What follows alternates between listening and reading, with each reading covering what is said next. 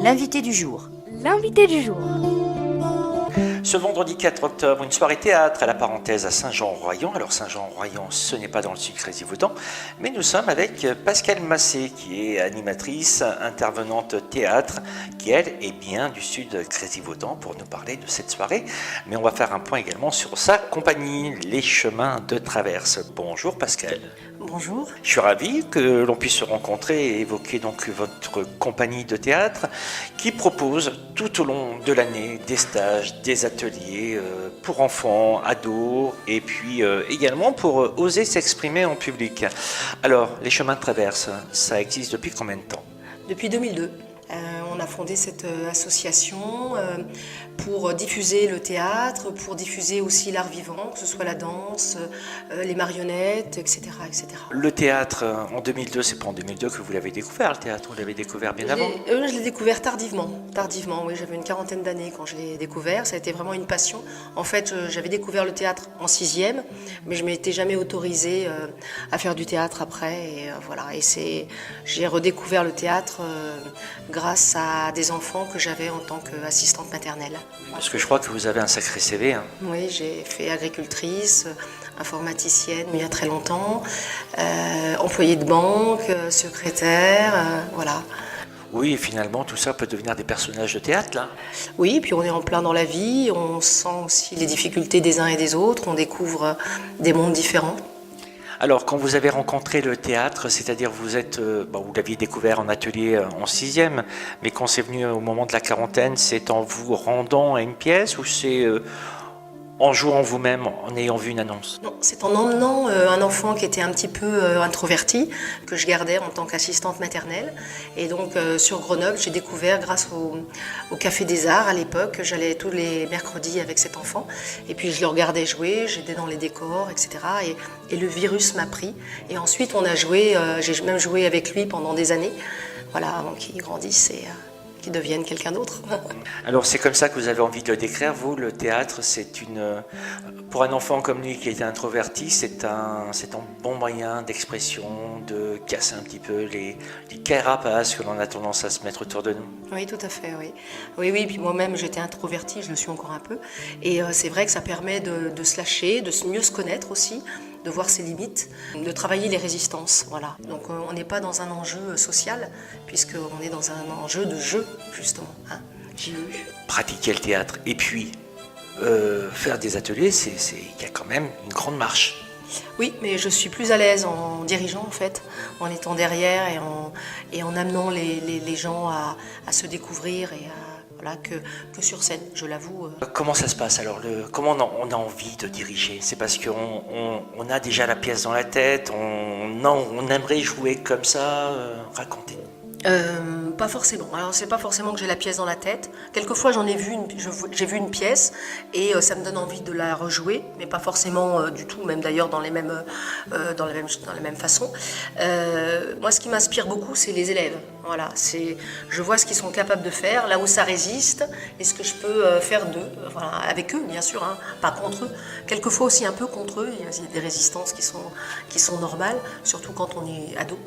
Et je suis très contente quand je vois les progrès et que je vois que des années après, là j'étais à un anniversaire par exemple d'un jeune qui avait 20 ans, que j'ai connu pendant une dizaine d'années dans son enfance à faire du théâtre. Et je suis contente quand je vois que je redécouvre des élèves qui étaient avec lui, qui m'avaient connu et qui me disent oh là, ça nous a passionnés cette année de théâtre qu'on a faite. Voilà, ça me fait plaisir aussi. Alors quand on commence les ateliers, on a tout de suite un projet de fin d'année, fin de cycle ou pas du tout ? Pas du tout, parce que ça voudrait dire que je plaque quelque chose sur des élèves que je ne connais pas encore. Donc, sauf si j'avais une troupe que je connais bien, là, éventuellement, mais c'est pas le cas cette année, pas encore en tout cas. Donc non, je plaque rien, rien du tout. Il y aura quand même un travail de fait autour d'une pièce ? Chaque année, oui, normalement, sauf si les élèves sont pas prêts, mais en général ça l'est, ils sont prêts. Chaque année, en fin de saison, fin juin, il y a un résultat d'atelier. D'ailleurs, D'ailleurs, le spectacle, là, les 2 spectacles, Petit Chat Miroir et 2h14, ce sont à l'origine des résultats d'atelier de l'année dernière, enfin de juin dernier, qu'on a voulu rejouer parce que c'était très sympa, voilà, il y avait un côté festif, etc. On reviendra sur ces spectacles tout à l'heure que l'on va pouvoir découvrir, dont vous avez géré. En même temps, c'est vrai que quand on travaille, quand on a réussi à mettre une belle pièce avec de chouettes personnages, avec une belle dynamique, on la joue une fois, 2 fois, des fois on est un petit peu, c'est un peu frustrant, quoi. On aimerait la continuer. Oui, c'est pour ça d'ailleurs qu'on rejoue celle-ci. Oui, parce que en plus on progresse, plus on rejoue la pièce, plus on la découvre, plus on découvre aussi plein de choses, et puis si on la joue dans différents endroits. D'ailleurs, c'est pour ça que j'ai mené une troupe pendant des années et que je la mène toujours, parce que quand on joue, on a joué dans des appartements, on a joué dans des campings, on a joué dans des maisons de retraite, enfin dans différents endroits, on ne joue jamais la même pièce, déjà. Parce que l'espace n'est pas le même, et puis après il y a le public qui est différent. On va parler un petit peu de votre association, de ce qu'elle propose. On va pouvoir d'ailleurs, là vous avez amené 3 petites plaquettes qu'on va se faire plaisir de présenter. Alors allez, on prend dans l'ordre. Il y a un stage pour oser s'exprimer en public. Alors ça c'est le top, j'ai envie de dire, pour les jeunes qui vont passer des oraux. Alors c'est pas spécialement pour les jeunes, ça peut être aussi pour les adultes, et d'ailleurs je n'ai eu que des adultes pour l'instant. Alors pas forcément pour passer un interview ou un truc d'embauche. C'est des personnes qui ont perdu des fois pied un petit peu et puis qui veulent se réassurer, et c'est super. J'aime beaucoup ces stages. Alors soit il y a quelques personnes qui sont ensemble, soit je fais aussi des accompagnements individuels parce que la personne a vraiment un point précis à travailler. Qu'est-ce qui est demandé par vos élèves? Ça peut être une personne par exemple qui a fait un burn-out et qui a besoin de retrouver des repères et de retrouver une confiance dans sa vie, la manière de parler, etc. Ça peut être une personne qui est en difficulté financière et qui n'a pas travaillé depuis longtemps. Oui, généralement, il y a quand même un passif douloureux. Oui, en général, mais les personnes que j'ai eues en tout cas, oui. Mais c'est pas forcément, c'est parce qu'ils me connaissent peut-être, ils savent que je fais ce genre de choses. Mais je n'approche pas du tout le psy, hein, attention, c'est qu'avec des jeux d'acteurs, ma mallette d'outils, c'est pas du tout... Alors vous avez une mallette? Oui, une petite. Qu'est-ce qu'il y a dans cette mallette? C'est des exercices ludiques qui sont classiques et que tous les acteurs connaissent, sur la voix, le regard, le travail, voilà, plein de choses comme ça. Mais on oublie qu'on est en train de travailler puisqu'on joue. Vous faites aussi l'exercice, alors je ne sais plus si c'est un exercice de rôle, mais chose qu'on a pu voir de temps en temps sur des reportages, faire la carotte ou faire le panneau. Oui, faire une statue, oui. Faire l'imaginaire, faire un piano. Oui, alors je ne fais pas dans ce genre de stage oser parler en public, mais oui, je le fais avec les élèves, oui. Ça doit être assez hilarant, ça. On devient n'importe quoi, n'importe où, n'importe comment, c'est ça l'intérêt, hein, c'est de changer de corps. Et il ne faut pas trop se prendre au sérieux finalement. Surtout pas, et pas trop penser. Et puis il faut être sérieux aussi en même temps. Il faut être concentré, voilà, faut être concentré, mais surtout pas réfléchir quand on fait les choses. Alors on arrive à des choses peut-être plus spécifiques au théâtre maintenant, c'est les ateliers adultes. Alors adultes à partir de 16 ans, c'est le mardi de 20h à 21h30, c'est à la salle La Colombine à Saint-Marcelin. Alors ils ont commencé déjà mardi dernier, on est 8 pour l'instant, donc s'il y a d'autres personnes qui sont intéressées. C'est un atelier avec des anciens et des nouveaux et qui a l'air très dynamique. Pour la première séance que j'ai faite, j'ai bien apprécié. Mais en tout cas, on voit si l'atelier, les énergies sont bonnes et que ça va bien se passer.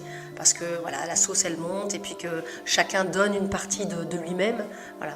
Ça va durer combien de temps le travail de rôle, de jeu, avant qu'on va vraiment rentrer dans le vif du sujet qui, pour une troupe de théâtre, va être choisir une pièce et comment l'adapter? Alors, je fais des jeux d'acteurs pour se découvrir jusqu'en février. Et aux vacances de février, en général, j'ai une idée sur les personnes, sur ce qu'ils peuvent donner, ce que mon travail veut pouvoir leur apporter aussi. Et à partir de là, je choisis une pièce. Alors, vous êtes plutôt théâtre comment? Plutôt théâtre de boulevard, théâtre dites-nous. Voilà, c'est difficile à dire parce que alors théâtre de boulevard, je connais très peu. C'est des pièces qui me plaisent, voilà. Alors c'est pas forcément que du comique. Ça peut être du Molière, ça peut être du David Paquet. J'aime beaucoup les pièces canadiennes et belges. Donc voilà. Juste le temps d'évoquer les ateliers théâtre jeunes. Alors là, c'est le jeudi de 18h à 19h30. Ça a déjà débuté le 26 septembre dernier. C'était à la salle des fêtes de Saint-Jules-de-Clé. Donc évidemment, ouais, vous bougez un petit peu, vous n'êtes pas uniquement centré à Saint-Martin, ce qui est très bien. En tout cas, nous, c'est ce qu'on aime bien à Radio Sud Grésivaudan. Oui, alors donc j'ai un atelier de jeunes qui est déjà important, j'ai 16 élèves là sur cet atelier-là. Et puis j'ai un atelier aussi avec les tréteaux de la Cumane le mercredi après-midi de jeunes aussi. Alors, les jeunes, les enfants, c'est de quel âge à quel âge?